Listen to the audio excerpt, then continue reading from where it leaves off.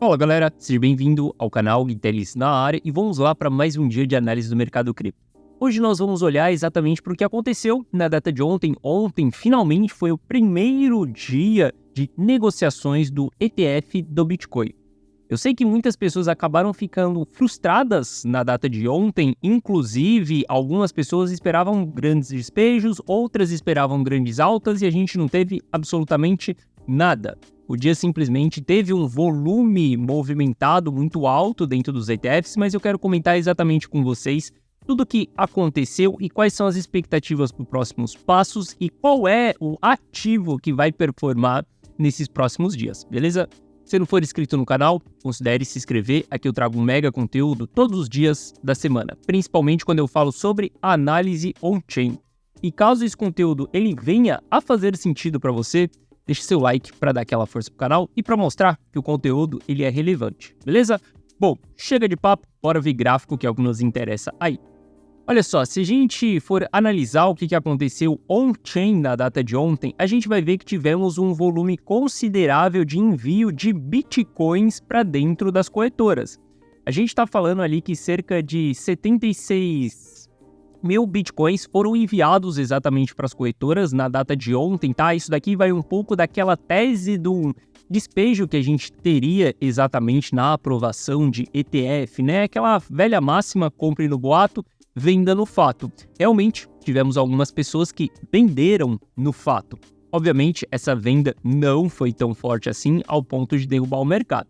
Mas quando a gente olha aqui, a gente vê primeiramente que tivemos, sim, um movimento de venda ali no fato. E quando a gente olha para a realização de lucro, algo que me chamou a atenção é que a realização de lucro ela foi bem baixa, tá? Quando a gente olha ali exatamente para a data de ontem, a gente não chegou a ter $1 bilhão sendo realizados em lucro. Olha que louco.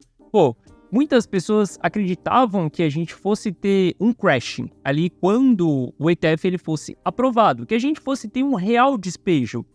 A gente olha, a gente até teve vendas exatamente na data de ontem, só que nem $1 bilhão foi realizado em lucro. Isso significa que as pessoas que venderam na data de ontem são pessoas que não têm tanto lucro assim. E é exatamente aí que a gente vai cavar um pouco mais na nossa informação. Olha só, quando você é um analista on-chain, você não é um leitor de gráfico. Eu não sei se você percebeu, mas sempre que eu abro gráficos de análise on-chain com você aqui, e sempre que eu vou fazer uma análise on-chain com você, a gente sempre vai seguindo um gráfico depois do outro. Por quê? Existe um conceito que é cavar as informações. Quando a gente tem um sinal, a gente precisa entender, pô, a gente teve realização de lucro, de que carteira que veio? Qual foi a faixa de preço que esses caras compraram? Esses caras são novatos? Eles são velhacos? Você sempre está se fazendo perguntas. É diferente da gente fazer uma análise de price action, tá? Porque na análise de price action a gente olha, é um triângulo? É um triângulo. É ascendente ou é descendente? Bom, se é ascendente, vai para esse lado. Se é descendente, vai para esse lado. A análise on-chain ela é um pouco diferente, tá? A gente deve criar exatamente uma narrativa em cima de tudo, analisar e ver se aquilo faz sentido ou não. Então, olha só, esses caras realizaram aí, vamos considerar que eles realizaram $1 bilhão ali, tá? Então, a gente considera ali, pô, foi um volume relevante? Foi, mas nem tanto. Olha só, se a gente voltar aqui no TXO do dia 9, antes da aprovação do ETF, a gente vai ver que dentro dessa zona aqui, ó, que nós tínhamos de $45 mil, a gente tinha cerca de 400 mil bitcoins distribuídos nessa região. Se a gente olhar para a data de hoje ali, passando um dia, né, dia 9 ali foi a aprovação, dia 10 foi ontem que a gente teve a movimentação, inclusive hoje que dia que é? Deixa eu só verificar aqui. Hoje é dia 12. Então, dia 10 foi a aprovação, dia 11 a data de ontem, né, onde a gente teve as negociações acontecendo. E olha só, quando a gente vem do dia 9 para o dia 11, a gente vê que teve um aumento na distribuição aqui. Então, a gente saiu de 400 mil bitcoins para essa mesma região aqui, onde ela tem 520 nesse momento, 520 mil bitcoins. Ou seja, a gente teve uma distribuição de 120 mil bitcoins, sendo que 76 mil bitcoins vieram distribuídos somente de ontem, tá? Então, quando a gente olha isso daqui, a gente consegue ver que a distribuição ela foi relativamente pequena. E se a gente quiser cavar um pouco mais para entender de qual zona de preço essa distribuição veio, é só a gente exatamente olhar para esse gráfico aqui e entender da onde que veio a distribuição. Olha só, a maior parte da distribuição dos últimos 7 dias, elas vieram dos 28 mil dólares. Se a gente considerar só o último dia, porque eu quero entender o que aconteceu na data de ontem, olha que louco, as distribuições que nós tivemos na data de ontem foram de bitcoins comprados em 46 mil dólares, em 44 mil dólares, em 43 mil dólares, a gente teve uma pequena fração de bitcoins dos 26 mil dólares. Olha que louco. Como que faz sentido nesse momento? A gente vê 75 mil bitcoins sendo vendidos e quando a gente olha para a realização de lucro, é uma realização de lucro pequena. E aí, quando a gente cava mais um pouco, a gente descobre que esses caras compraram ali por volta dos 40. Ou seja, os caras compraram antes do ETF e venderam assim que a gente teve a aprovação de ETF. Ou seja, a realização de lucro que a gente teve na data de ontem no mercado foi simplesmente de pessoas que estavam só especulando que a gente iria ter movimentações, por exemplo, ontem, né, onde achava que a BlackRock fosse injetar grandes quantidades de capital, que Bitcoin fosse explodir e tal, e não sei o quê. No final, essa pessoa realizou um lucro ali, realmente o mercado subiu, a gente foi em patamares de 47, acho que a gente passou um pouquinho, chegou a bater 48 ali, próximo de 49, mas a gente não chegou nos 50 mil dólares. Ou seja, ontem a gente teve um despejo pequeno, com baixa realização de lucro, de pessoas que estavam especulando. Isso daí é um bom sinal para o mercado, tá? A gente teve uma pequena flopada desse ETF aí, porque muitas pessoas esperavam que a BlackRock, a Fidelity, todos os players fossem injetar muita liquidez dentro do mercado e o preço fosse disparar. E não foi isso que aconteceu, o preço não disparou. A gente teve movimentações relevantes, tá? Bilhões de dólares foram negociados em ETF, só que isso não mexeu no preço. Isso acontece porque os ETFs, eles são movimentados via OTC. Eu expliquei para vocês que a BlackRock, a Fidelity, ela não vai comprar no book de ofertas. Ela vai chegar para as corretoras e vai falar, você quer vender para mim em Bitcoin? E a gente faz essa transferência via OTC. OTC significa por trás do balcão. Ou seja, isso não movimenta o preço. Eles podem chegar nos mineradores também e fazer essa oferta. O ponto é que, quando esses caras forem comprar, eles não vão movimentar o preço. Só que algumas pessoas vão pensar que isso é negativo, né? Então significa que todas as negociações de ETF, isso não vai impactar no preço? Não. Porque se você lembrar do conceito básico que eu sempre falo com vocês sobre oferta e demanda, Bitcoin ele tem um número limitado. Então, quando a corretora ela fornece para BlackRock via OTC, isso não movimenta o preço naquele momento. Só que no longo prazo, a gente está tirando mais supply de circulação ainda, porque a gente está entregando supply para esses players. Então, no longo prazo, isso vai fazer diferença. No curto prazo, não vai fazer diferença nenhuma. Por isso que a gente teve uma pequena flopada na data de ontem. Flopada no aspecto de que todo mundo esperava grandes porradas, a gente não teve grandes porradas, inclusive eu mesmo esperava que a gente fosse ter movimentações de alta ou de baixa na data de ontem. Eu comentei com vocês que eu esperava um drawdown no Bitcoin e uma alta no Ether, e a gente não teve o drawdown no Bitcoin. E no final das contas, a gente acabou tendo uma baixa realização de lucro.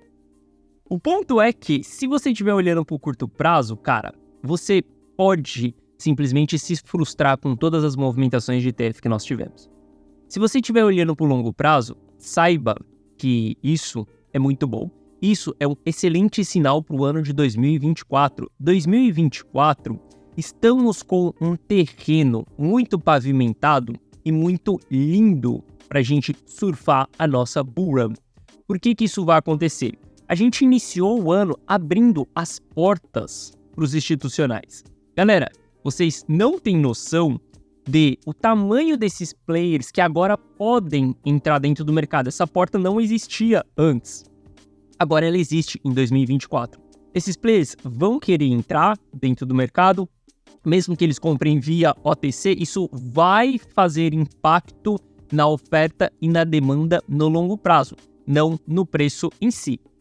E quando a gente olha para isso daqui, a gente pode pensar, mas isso daí tudo é bearish, né? Porque a gente não teve grandes movimentações de alta, mas lembrando, quando a gente analisa ciclo de mercado, olha que louco, a gente está nos mesmos padrões do ciclo passado, onde a gente começa uma distribuição de players relevantes ali, onde esses players realizam lucros, tá? A gente teve realizações de lucros passadas aqui que foram relevantes, inclusive essa de 3 bi, expliquei para vocês, e essas realizações elas são importantes para manutenção do ciclo. Qual que é a manutenção? A manutenção do aumento do Realized Price, essa linha laranja que nós temos aqui. Essa linha laranja ela começou a subir.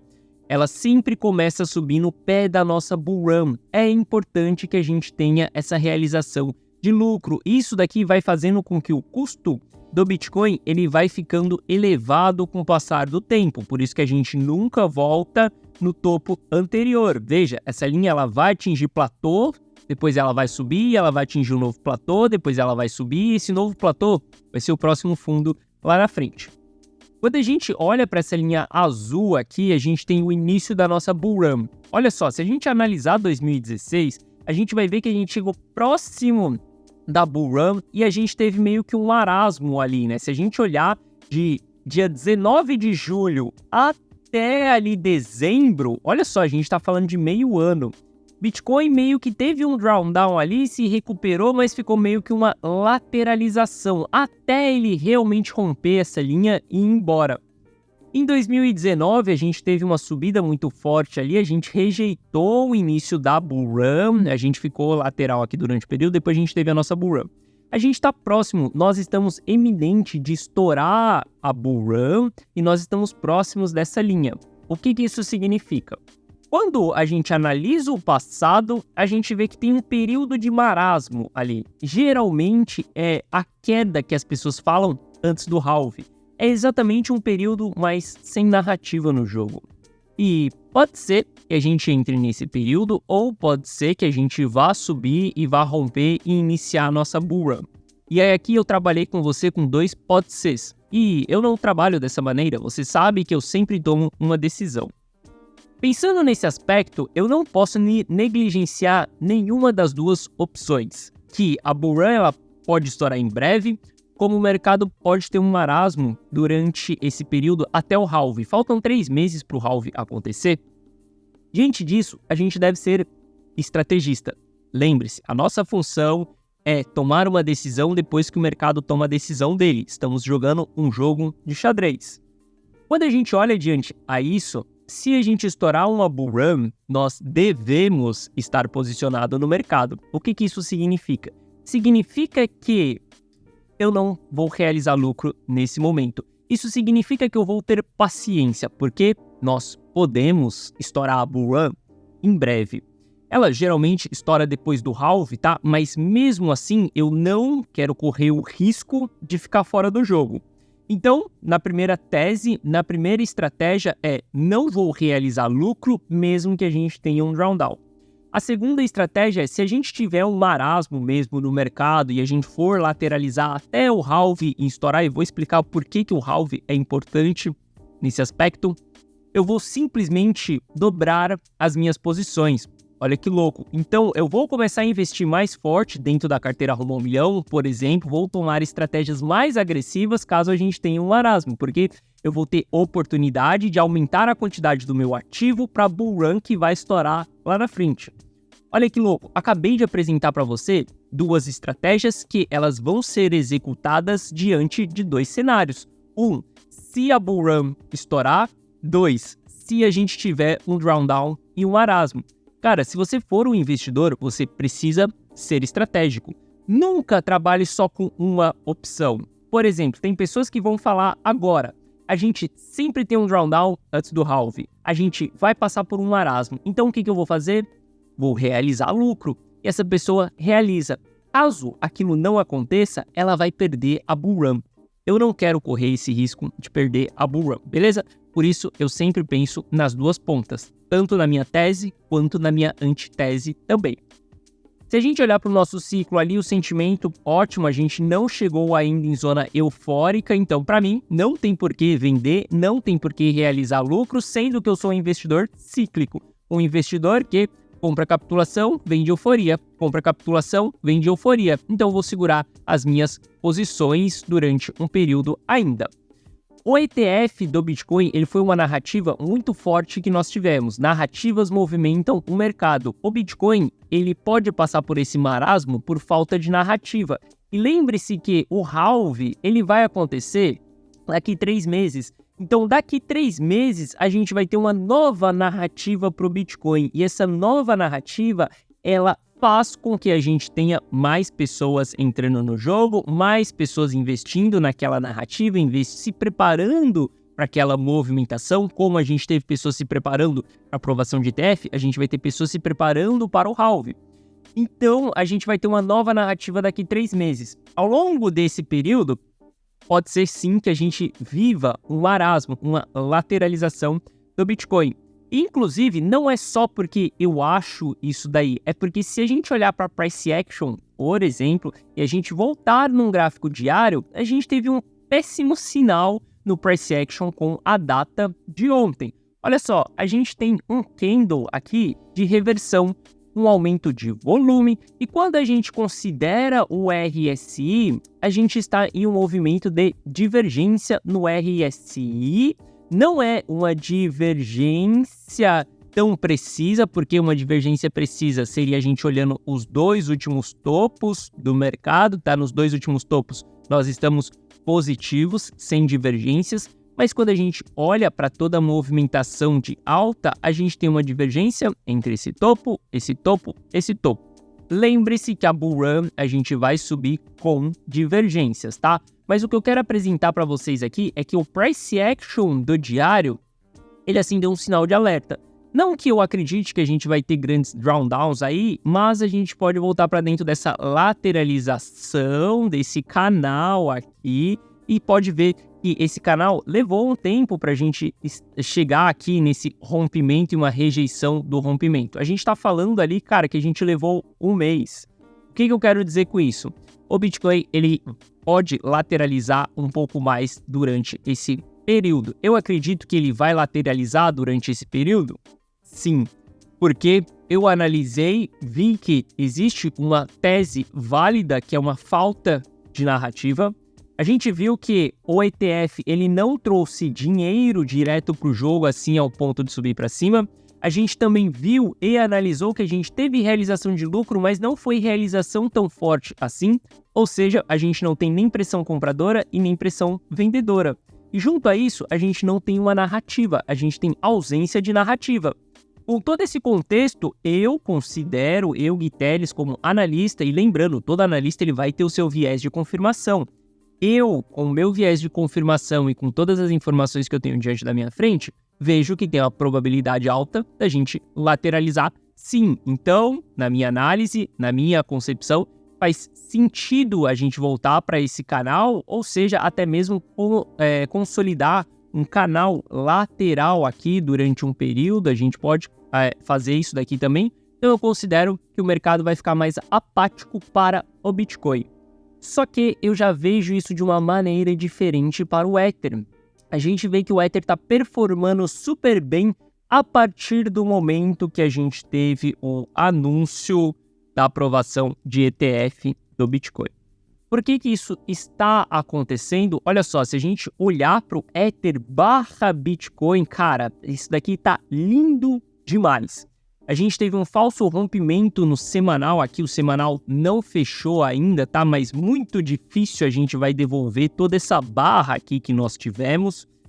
Eu estou antecipando que a gente vai ter um fechamento positivo, mas isso daqui a gente só deve confirmar no fechamento mesmo.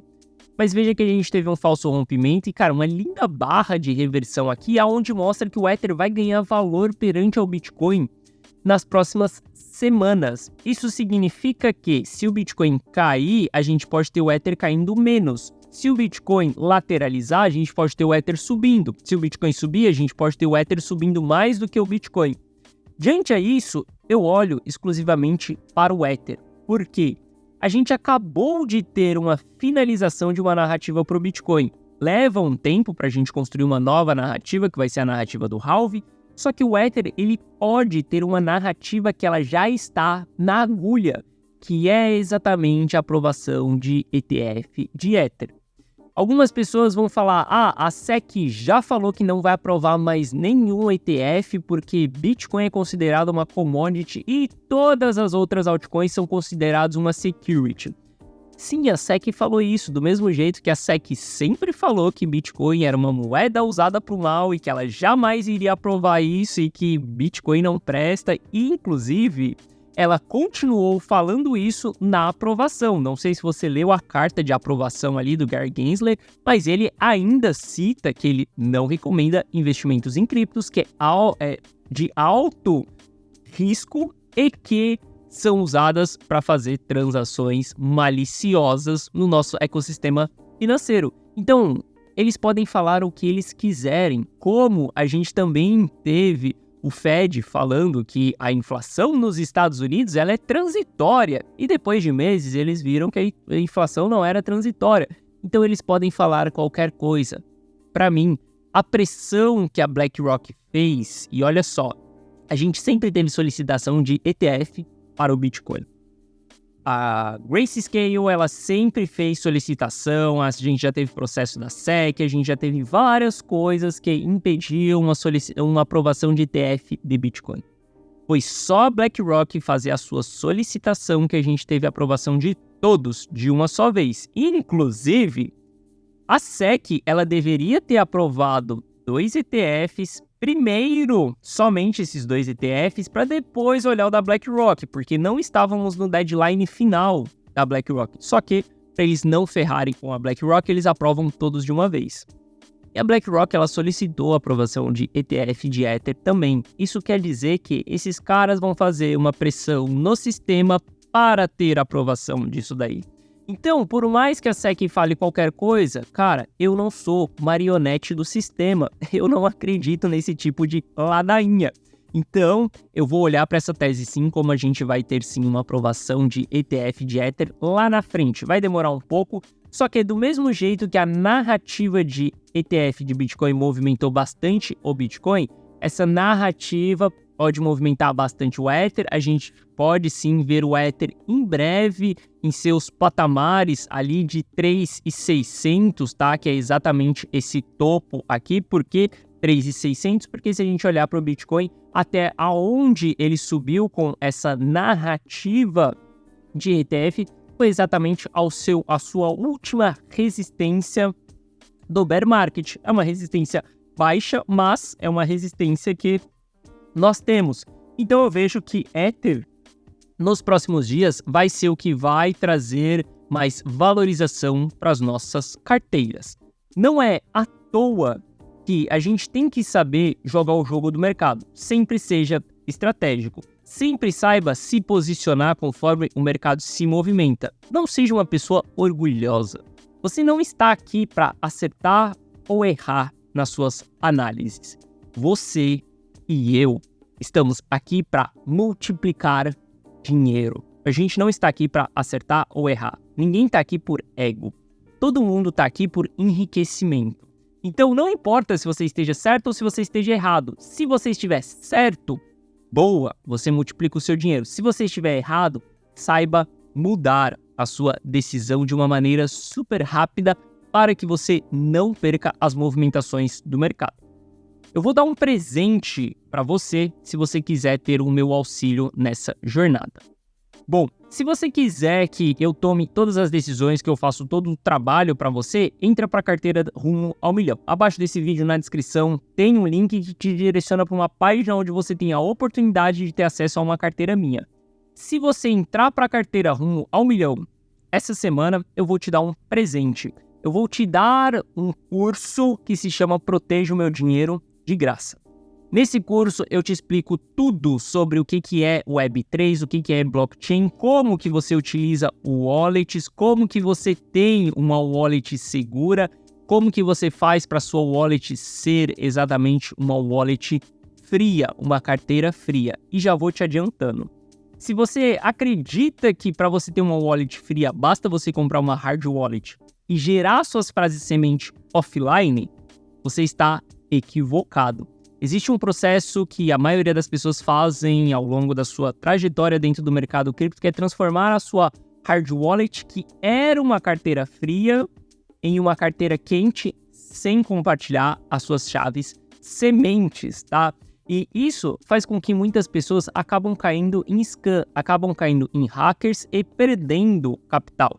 Então, eu vou te dar de presente esse treinamento caso você entre para a carteira Rumo ao Milhão essa semana. Então, se você tinha dúvida se queria entrar ou não para a carteira Rumo ao Milhão, aproveite aí essa oportunidade que está diante da sua frente. Lembrando, na carteira Rumo ao Milhão, eu tomo todas as decisões, eu sou estrategista, eu faço tudo, você simplesmente copia e cola. O link está na descrição, beleza? Bom, então é isso, espero que você tenha gostado da nossa análise de hoje. Se você gostou, deixa seu like. Se você não é inscrito no canal, considere se inscrever. Na segunda-feira, nós estamos aqui de volta no canal, trazendo mais conteúdo, mais análise para a gente entender que decisão a gente pode fazer. E pedra o mercado movimentou ao longo do final de semana para a gente saber as melhores oportunidades que nós temos. Tamo junto, forte abraço, eu te vejo de volta aqui no canal na segunda-feira. Valeu!